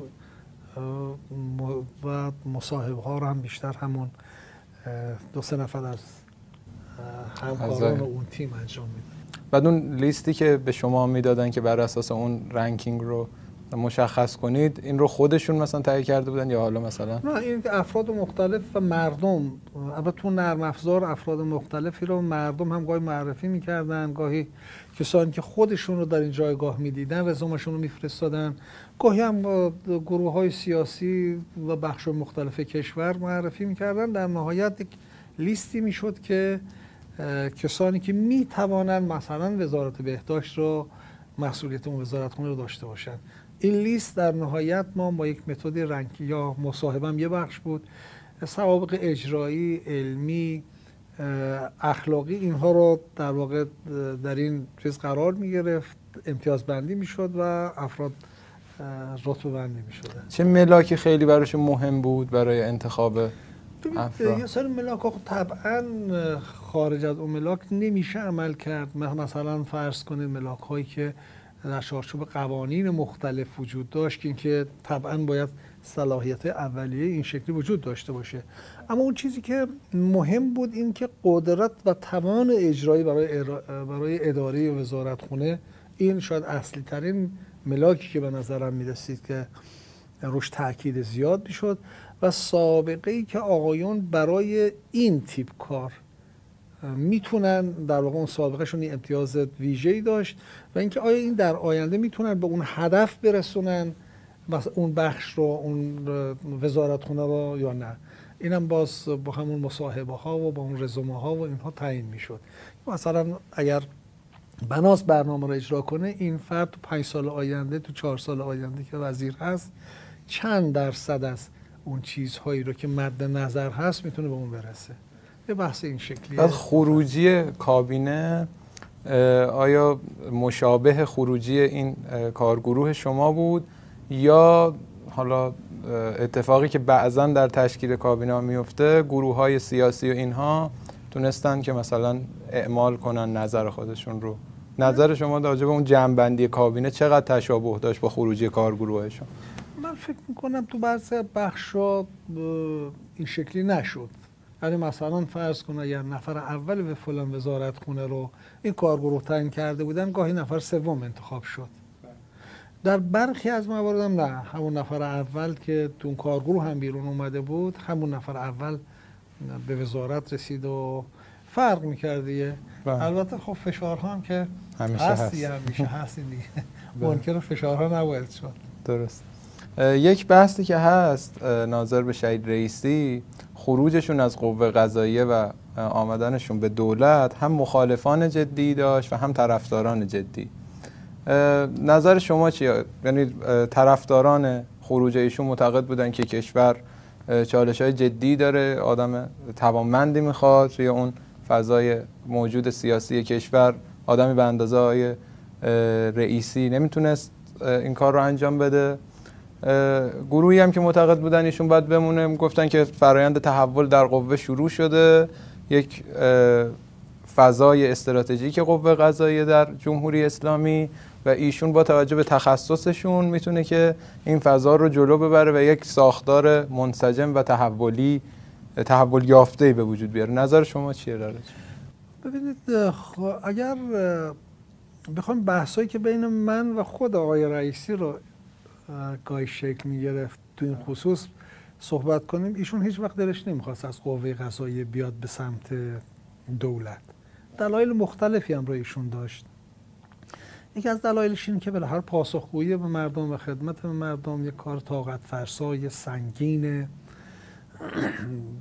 جدی هست، ولی در قوه قضاییه شاید مثلا به اون شکل نباشه. بحث تهمت ها، افتراء ها، این بحث ها رو خب در بخش های اجرایی خیلی خیلی بیشتر هست. ضمن که خودش معتقد بود که قوه قضاییه با توجه به تجربیاتی که خودش داره موفقیتش بیشتر میتونه باشه. این از منظر خودش رو من میخوام عرض کنم. بنابراین هیچگاه خودش همونجور که تو صحبت‌های در واقع در فضاهای عمومی یا فضاهای خاص هم مطرح میکرد، هیچ وقت خودش دنبال این نبود و یا تمایل به این نداشت که بیاد در دولت. این واقعیتی بود که برخی توی مقاطع مختلف تصور میکردن که ایشون به دلیل مسائل سیاسی نمیخواد واقعیت یا مکنونات قلبیش رو بیان کنه. نه، اینجوری نبود. این اعتقاد قلبی ایشون بود. ولی اونجا که تصمیم گرفت، یادم هست با یه عبارت به این شکل گفت حتی اگر من آماج تمام فحاشی ها و نمیدونم یه تعابیر این شکلی هم داشت قرار بگیرم، ولی اونجا که تشخیص اینه که من میتوانم در این مسند، در این جایگاه به مردم خدمت کنم، قطعا لحظه‌ای به این مسائل فکر نمی‌کنم و همینطورم شد. حالا اینکه آیا آقای رئیسی در دولت میتونست بیشتر منشأ خدمت باشه یا در قوه قضاییه، همونجور که جناب عالی هم مطرح کرده همینجوری بود. یه عده میگفتن خب تمام سابقه ایشون سابقه قضایی هست و طبعا ایشون در قوه قضاییه به خصوص با توجه به نگارش سند تحول و تأیید و تأکید مقام معظم رهبری بر اجرای این سند بهتر بود یا بهتر هست در همون مقطع در قوه قضاییه بمانه. اما یک دو سه تا ویژگی ایشون داشت که به اعتقاد من در دولت هم خیلی تفاوتی نمی‌کرد. اولا ایشون به دلیل مسئولیت 10 ساله‌ای که در سازمان بازرسی کل کشور داشت با تمام شؤونات اجرایی کاملا آشنا بود در دولت. یعنی هم در بازرسی کل کشور ببینید بخش نظارت بر امور اداری و بر دولت هست، یعنی کسی که میاد اونجا حتما تمام زوایای آشکار و پنهان رو باید بداند. بنابراین این 10 سالی که ایشون در بازرسی کل کشور بود به نظر من اشراف جامع و کاملی بر امورات دولت داشت. نکته دوم این که به دلیل اینکه ایشون توان استفاده از نخبگان داشت، برخلاف اون چیزی که در مورد شهید رئیسی میگفتن، یه مشی معتدلی داشت. یعنی از طیف‌های مختلف با تفکرات مختلف. گاهی من باش مزاح میکردم، میگفتم خب شما مثلا با تو این طیف فکری قرار دارید ولی از اینها هم دارید استفاده میکنید. ایشون هم با مزاح جواب میداد که ما مشربمون و شیوه تعاملمون عام هست، باید همه در اینجا جای داشته باشن، جایگاه داشته باشن. اگر شما یادتون باشه با اصحاب رسانه یا طیف‌های مختلف سیاسی یادم هست که زمانی که ایشون رئیس جمهور شد با تمام تفکرات مختلف و جناح‌های سیاسی، طیف‌های سیاسی، حتی کسانی که گاهی مثلا فرض کنید با ایشون درگیر بودن، نمیدونم جلسه میگذاشت، نظرخواهی میکرد، برخلاف اون چیزی که مطرح میکردن ایشون یه مشی اعتدالی این شکلی واقعا داشت. تو قوه قضاییه هم همینجوری بود. بنابراین اینم نکته دوم. نکته سومی که وجود داشت، ایشون از نخبگان هم استفاده میکرد. بنابراین اگر از قوه قضاییه منتقل میشد به دولت، خب وقتی که از نخبگان استفاده بتونه کسی بکنه حتما میتونه توفیقاتش بیشتر باشه. بنابراین من تصورم اینه که ایشون در اون مقطعی که تصمیم گرفت که بیاد دولت، با توجه به این پیشینه‌ای که وجود داره که فقط قضایی محض نبود، به نظر من اون شاید دیدگاهی که گفته ایشون نرود شاید خیلی اون رو نشه تقویت کنه. درست. پس شما جز موافقین بودید که ایشون به دولت بره؟ بله، ایشون واقعا توانایی این کار، توانایی این رو داشت. حالا ضمن اون ویژگاه شخصی که ایشون داشت، مثلا اون مردمداری، مردم دوستی، با مردم بودن، شبانه روزی، تلاش پرکاری، اینها رو هم شما اضافه کنید و همه اون بحثا، خب طبعا ایشون یک شخصیت خاصی داشت که میتونست در دولت هم منشأ خدمات جدی باشه و همینجور هم بود. یا در دولت هم کارهای خوبی که البته حالا وقتی میگیم میخوام قضاوت کنیم اون داستان فرق میکنه.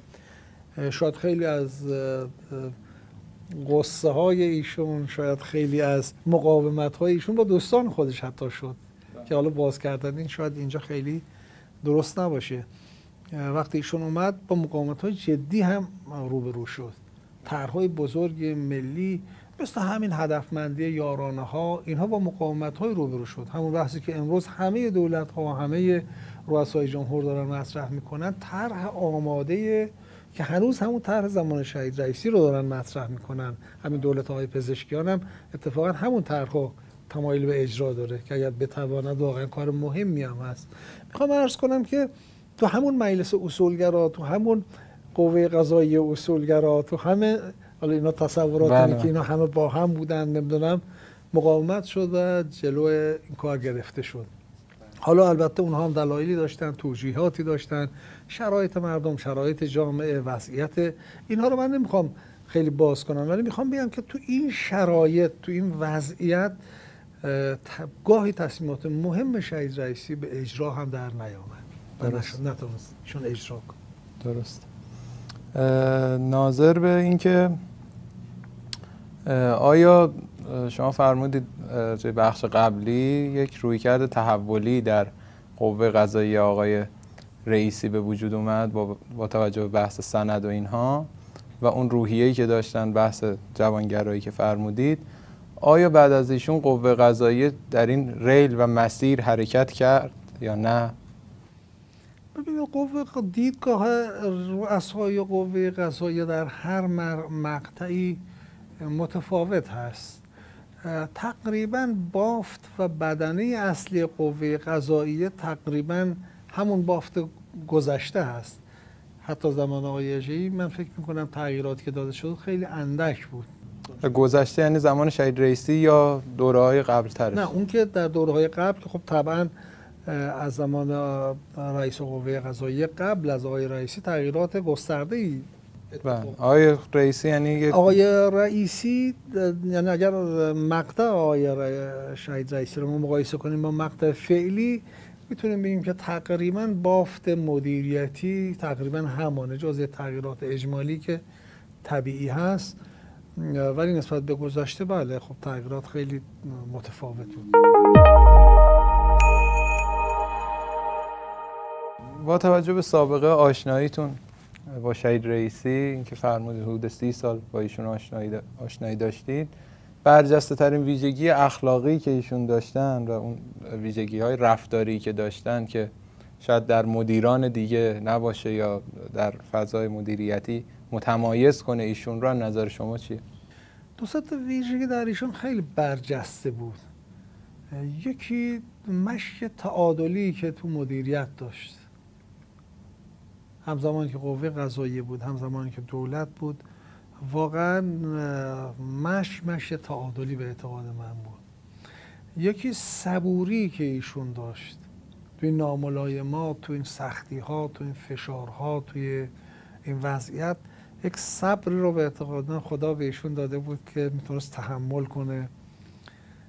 یادم هست خب همیشه کسانی که در مسئولیت ها قرار میگیرن موافقان و مخالفان جدی دارن.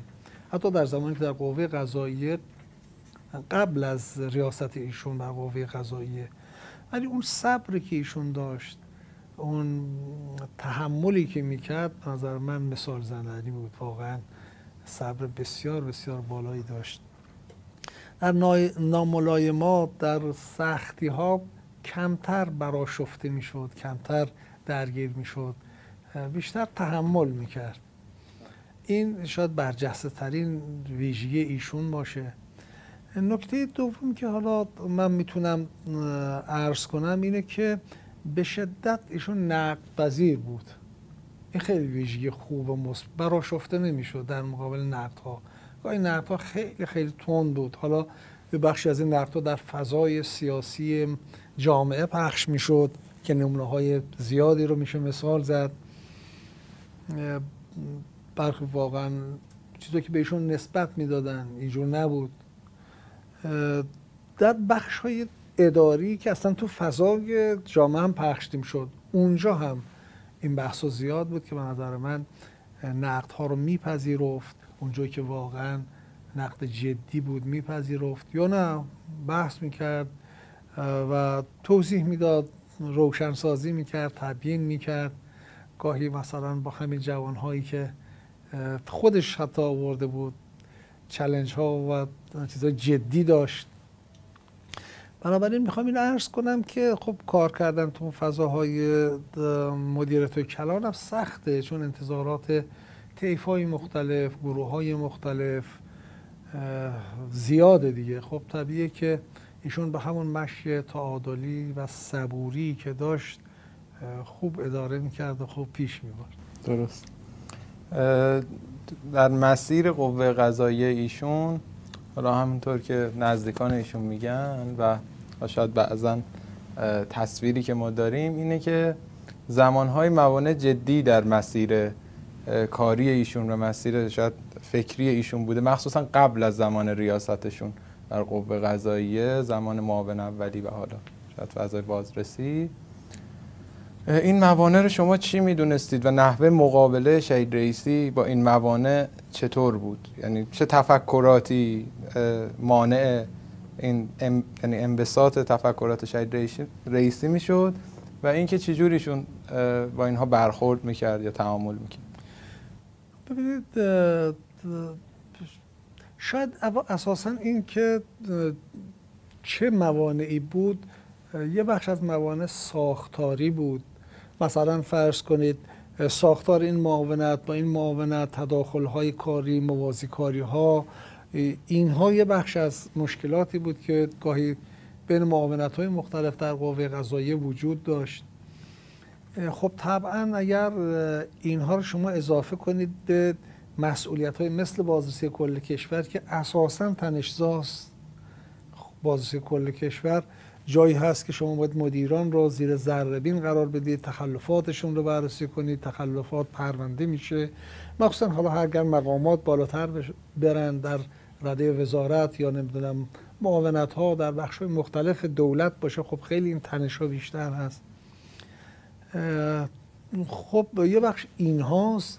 یه بخش هم در واقع اینه که در ممکنه وابستگی هایی که برخی از افراد از طیف فکری مختلف داشته باشن، اینها هم گاهی در عمل خودش نشون میده.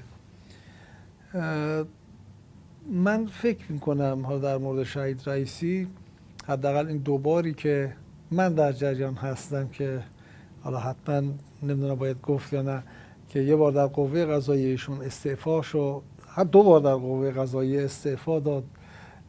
در دولت هم واقعا این فشارهایی که بر ایشون میمد که مقام معظم رهبری هم بهش اشاره کردن به این، هر دو بار بالاخره با صبوری گذراند، ولی این بحثا همیشه وجود داشت. این تنش‌ها در مورد ایشون هم همیشه بود، هم در قوه قضاییه هم در دولت که اومد خیلی این بحثا عیان شد، گاهی بخش‌های عیان شد، مشخص شد. ولی ایشون همون به دلیل اون صبوری و اون منشی که آرامی که داشت، معمولاً خودش رو سعی میکرد حذف کنه. حالا برخی دنبال حذف دیگران هستن، ایشون نه، برعکس عمل میکرد. خودش سعی میکرد از اون بخش کنار بره، خودش سعی میکرد که نباشه و برای به اعتقاد من خودیت خودش چیزی قائل نبود. این میخواست کاری انجام بده برای اینکه واقعا در راستای رضای خدا باشه و خدمت به مردم. درست. بریم سراغ بحث دوران مسئولیت شما در سازمان تعزیرات و سخنگوی قوه قضاییه. شما تقریبا 1.5 سال در سازمان تعزیرات بودین. مهمترین چالش هایی که توی سازمان تعزیرات وجود داره چه چالش هایی است و بیشترین پرونده ها یا مبتلا بهترین پرونده هایی که ارجاع میشه به سازمان تعزیرات چه نوع پرونده هایی است؟ ببینید، سازمان تعزیرات حکومتی از اساس شکل‌گیریش به اعتقاد من با چالش‌های جدی روبرو بوده. قانونی رو بر اساس مصوبه مجمع تشخیص مصلحت نظام مصوب میشه و بعد یک سازمانی زیر مجموعه دولت و وزارت دادگستری شکل میگیره، اونها سازمان تعزیرات حکومتی. خب این کاری که اونجا انجام میشه کار تقریباً شبه قضایی است یا شبیه قضایی است. بنابراین باید چارچوبه‌های این در قوانین و مقررات شکل بگیره. هیچگاه این چارچوبه‌ها شکل نگرفته. یعنی مجلس در واقع قانون مدون مشخص این شکلی نداشته. یکی از ضعف‌های اساسی سازمان تعزیرات حکومتی اینه که در نظام دادرسی، در نظام مجازات ها، قانونی که مجلس تصویب کرده باشه وجود نداره. این مهمترین ضعف سازمان تعزیرات حکومتی. ناظر به پرونده ها چی بیشتر چه در خصوص پرونده ها به دلیل اینکه پرونده های مهمی در سازمان تعزیرات در واقع مطرح میشه، مثل قاچاق، مثل گران فروشی، مثل پرونده های مهم ملی این شکلی، اونجا دو تا چالش وجود داره. یکی فشارهایی که به سازمان تعزیرات میاد که زمان ما بود، که حالا اگر بخوایم خیلی چیز بگیم، این مرد میخواد که مقاومت کنه در مقابل این فشارها، این یک. و دوم، علاوه بر اون فشارهایی که میاد، چون در بدنه دولت تعریف شده، این فشارها مضاعف هم هست. یعنی وقت در قوه قضاییه، چون یه قوه مستقل مقتدر هست، اون مقاومت ها راحت تر هست. این فشارها از کجاست بیشتر؟ ناظر درون حاکمیت و ساختارهاست یا ساختار خصوصی و بیرون؟ از همه جا، هم از بخش‌های خصوصی، هم بخش‌هایی که فسادهای سازمان یافته جدی دارن، هم بخش‌های حاکمیت، مثلا قوای مختلف ممکنه فشارهایی رو وارد کنن، افراد در قوای مختلف. مثلا اگر فرض کنید در گمرک یه اتفاقی بیفته، خب حتما فشارهای دولت بر سازمان تعزیرات حکومتی، کما که شما اگر پرونده ها رو نگاه کنید ببینید خیلی از پرونده ها در اونجا سریع ختم به خیر میشه دیگه به دلیل همین بحثا. اما این به معنای این نیست که این یک سازمان ناکارآمدی هست. این رو من قبول ندارم. سازمان تعزیرات حکومتی میتونه یک سازمان مقتدر، یک سازمان ملی برای رسیدگی به تخلفات تعریف بشه، نه جرائم. جرائم در قوه قضاییه، تخلفات در سازمان تعزیرات. اگر این اتفاق بیفته و قوانین و مقررات مربوط تنظیم بشه، میتونه سازمان کارآمد، قوی و جامع باشه.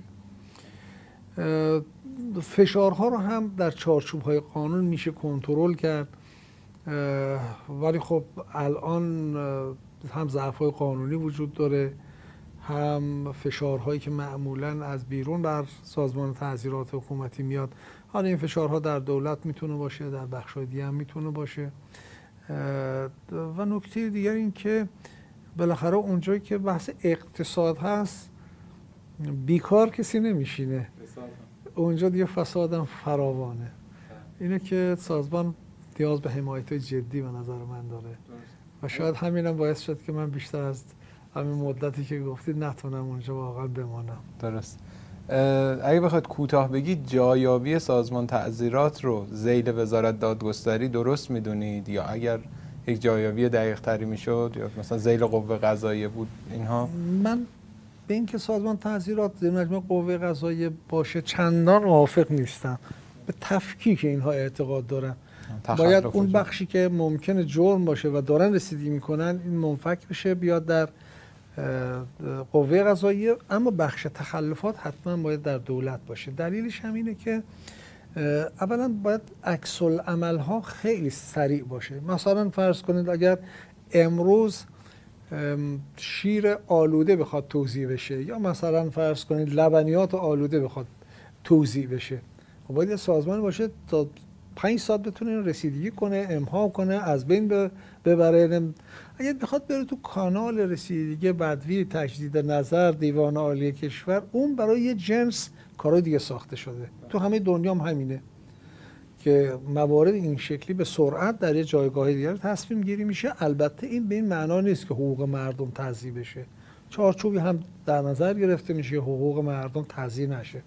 بنابراین من فکر میکنم این سازمان ضرورت داره در دولت، اما اینکه زیر مجموعه وزارت دادگستری باشد یا نه، میتونه یک سازمان مستقل باشه که قوی‌تر از وظایف پراکنده دیگری که در جاهای دیگر تعریف میشه بیاد در همینجا قرار بگیره. مثلا سازمان امور مالیاتی داره به یه سری پرونده ها رسیدگی میکنه. این منصفانه نیست به نظر من که من سازمان امور مالیاتی دادگاه‌ها یا شعبی داشته باشم که به جرایم مالیاتی یا به تخلفات مالیاتی رسیدگی بشه. خب این بی‌طرفی نقض میشه. اگر اینها بیاد در یک سازمان مستقل مثل تعزیرات، حتما کارآمدتر هست. البته با سازکارهای بی‌طرفی و قوانین مربوط هم تنظیم میشه. درست. یکی از بحث‌های مهمی که سازمان تعزیرات بهش رسیدگی میکنه، حالا یک ابعادش رو رسیدگی میکنه بحث قاچاق. یکی از ابعاد مهم بحث قاچاق که کشور گرفتار شه بحث قاچاق سوخته. یعنی آخرین گفته‌ای که آقای پزشکیان داشتن ما روزانه 20 میلیون قاچاق سوخت داریم. یک گزارشی آقای قالیباف دادن روزانه 30 میلیون و مرکز پژوهش‌های مجلس هم برآوردش اینه بین 8 تا 10 میلیارد دلار ما متضرر میشیم از بحث قاچاق سوخت. و یک چالش‌هایی هم برامون درست کرده خارج از بحث اقتصادی و زیانی که میزنه توی بحث ناترازی‌ها و خاموشی‌ها و اینها هم تاثیر جدی داره. به نظر شما نقش سازمان تعزیرات حالا در مبارزه با قاچاق به ویژه قاچاق سوخت چگونه است و چقدر در این مسیر درست عمل میکنه و به قول شما مقابل فشارها و اینها استقامت میکنه؟ ما هم در قوه قضاییه هم در سازمان تعزیرات حکومتی و سازمان‌های مشابه دو تا رویکرد باید داشته باشیم. یعنی در واقع ما میگیم یک رویکرد پیشگیرانه، یک رویکرد برخورد و قوه قهریه. ما اگر این دو تا رویکرد رو در کنار هم داشته باشیم میتونیم توفیق داشته باشیم. یعنی یک بخش از مشکلات قاچاق سوخت مربوط به همین نظام قیمت‌هایی است که وجود داره. اینو اگر ما همه سازمان تعزیرات حکومتی رو و همه قوا رو بسیج کنیم که فقط جنبه برخورد رو بازم ممکنه حالا 8 میلیارد کنیم 5 میلیارد ولی بازم داریم. تا زمانی که قیمت‌ها به قیمتی برسه که ارزش در قاچاق از بین بره برای کسی که برای قاچاق ارزش اقتصادیش از بین بره. بنابراین هم باید به طور کلی من دارم عرض میکنم حالا چه در قاچاق سوخت چه سایر امور یک سری تصمیمات اقتصادی و مبنایی که باید گرفته بشه. این هم نیاز به جرأت و جسارت و نمیدونم قدرت تصمیم گیری داره که انشالله در مسئولین ما هست و یه روزی انجام میشه. این باید اون تصمیمات در اونجا گرفته بشه. بخش دوم حالا خارج از اون رو باید برخورد قاطع، سریع و جدی کرد. یعنی این دوتا در کنار هم جواب میده. ولی اگر ما منتظر باشیم که قیمت مثلا فرض کنه بنزین 1000 تومان یا نمیدونم چقدر باشه، خب طبیعیه که خیلی سهم میصرفه برای کسی که قاچاق میکنه و حتی اگر ما در تمام مرزها رو هم ببندیم بالاخره راه پیدا میکنن. این دو تا تصمیم کنار هم میتونه جواب بده. این بحث قاچاق سوخت زمان تصدی شما هم معضل بود یا به اندازه الان؟ همیشه این بوده. ولی خب توی مقاطعی ببینید میشه تصمیماتی رو سازمان تعزیرات، حالا من یه مثال بزنم غیر از قاچاق سوخت، میشه تصمیماتی برای رفع این مشکلات گرفت که گاهی همین تصمیمات هم چند سال طول میکشه. مثلا فرض کنید یادم هست زمان ما یه چیز در حدود شاید نزدیک به 2 میلیارد دلار قاچاق موبایل داشتیم. هرچی ما داد و فریاد میکردیم با رجستری کردن میشه جلو این قاچاق رو گرفت. فریاد رسی نبود، نه دولت نه. یه روز یادم هست که من در سازمان تعزیرات اومدم اینو مطرح کردم، گفتم که آقای دولت، حالا خودمونم در دولت بدیم دیگه، اگر شما 1 ماه به من زمان بدید، من حاضرم این 3 تا همراه داریم دیگه، همراه اول اینها رو ما آماده میکنیم، باشون جلسه گذاشته بودم ظرف 1 ماه رجستری رو انجام بدیم. ولی این 2-3 سال طول کشید. خب طبیعیه که اینها رو میشن یه سری قاچاق‌ها رو باز هم به این شکل و هم با برخورد حل کرد. ولی در ابعاد مختلف باید تصمیمات خاص خودش رو گرفت. یه جا با رجستری کردن، یه جا با نمیدونم مثلا تمام این وسایلی که الان قاچاق وارد بازار میشه مثلا لوازم خانگی، اینا به راحتی میشه مثل همون رجستر کردن موبایل، چون اینا شماره سریال داره، از مبدأ مقصد جایی که تخلیه میشه اینو میشه کاملا کنترل کرد. ولی نمیدونم چرا این سامانه ملی تجارت و اون سامانهایی که هست اینا رو ثبت نمیشه و برخورد نمیشه. اینا متاسفانه هست و خیلی کار سختی هم نیست. یک عزم میخواد، یک قدرت جدی میخواد و سازمان تعزیرات تو این زمینه باید خیلی خیلی قوی تر عمل کنه، ولی شدنی هست. در بحث سوخت بحث خاص خودشو داره. بحث سوخت عرض کردم باید اون مبنایی این حل بشه و الا برخوردهایی که گاهی هم نشون میده هزاران خودرو دارن میبرن، اینها مقطعی و مسکن این برخوردها. یک سوال دیگه و بعد بریم سراغ بحث سخنگو بودن. ناظر به این بحث حالا قاچاق و قاچاق سوخت، سخنگو در سخنگوی قوه قضاییه جهانگیر در حالا همین نشست اخیر سازمان یافته دونستن این قاچاق رو و من میخوام ببینم که تحلیل شما از این فضای قاچاق چیه؟ واقعا ما از لحاظ درون حاکمیتی مسئله‌ای نداریم و فقط حالا بیرونی است این بحث، یعنی یه عده میان و نهادها دارن برخورد میکنن ولی باز نشتی داریم و قاچاق میشه، یا نه واقعا از نهادهای داخلی خودمون هم در ارتباط هستن و این آلودگی از درون هم وجود داره با توجه به اون مدت تصدیتون توی فضا؟ هیچ وقت نمیتونیم بگیم که این فساد فقط مربوط به بیرون حاکمیته، نمیتونیم اینو بگیم. بالاخره نظام اداری ما فسادهای شما نظام بانکی رو نگاه کنید، بالاخره خیلی از بانک‌ها که حتی بانک‌های دولتی هم هست می‌بینید فسادهای کلانی رخ میده. این به این معنا نیست که حاکمیت دنبال این فساده، نه، میخوام بگم که یه جاهایی وجود داره که این فساد شکل میگیره، حتما با بدنه حاکمیت هم یا با بدنه قوا یا با بدنه ادارات هم باید همکاری کنن. تو نظام بانکی چجوری میشه یه نفر چند هزار میلیارد بیاد وام بگیره و خب بالاخره باید یه جور تصویب کنه دیگه. نظام بانکی چجوری نمیتونه اینو کنترل کنه؟ اینها بحث هایی هست که حتما افراد مختلفی در درون حاکمیت نقش دارن، این قطعیه. اما این به این معنا نیست که این بخش ها فساد سازمان دهی شده یا این شکلی در بدنه سیستماتیک. این رو من اعتقاد ندارم. نه درست. این فساد فردیه، افرادی که در درون سیستم نه اینکه سیستم نفوذ کردن یا مسئولیت گرفتن یا این جایگاه رو نباید تصدی می‌کردن یا حتی گاهی اینها بلد نبودن، مثلا فرض کنیم کم تجربه بودن، ازشون سوء استفاده شده، یه تصمیم گرفته شده، یه معدنی واگذار شده، یک نمیدونم تصمیم وامی داد، اینها بالاخره یه جاهایی هم این شکلیه. اما اون طرف نه، اون طرف میتونه سازمان یافته باشه، میتونه از بیرون و درون باندها، بخش‌های مختلفی، فعالیت‌های گسترده رو شروع، شبکه‌هایی رو درست کرده باشن. این میتونه سازمان یافته باشه قطعاً. برای همین ما در قوانینی که یادم هست ما اون زمان ما هم اصلاح شد، این جرائم سازمان یافته رو ما اصلا در درون قوانین مقررات گنجوندیم، آوردیم و براش راهکار هم در واقع در اونها دیدیم که در صلاحیت قوه قضاییه است، در صلاحیت تعزیرات نیست. نه، در صلاحیت قوه قضاییه.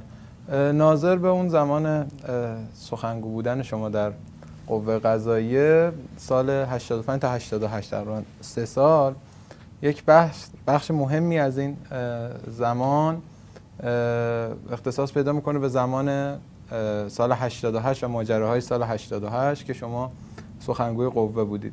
چالش هایی که وجود داشت برای سخنگوی قوه قضاییه در ارتباط با رسانه ها و مدیریت فضای عمومی کشور چگونه بود از نظرش؟ یکی از بخش هایی که سخنگوی بسیار بسیار سخت سخنگوی قوه قضاییه هست.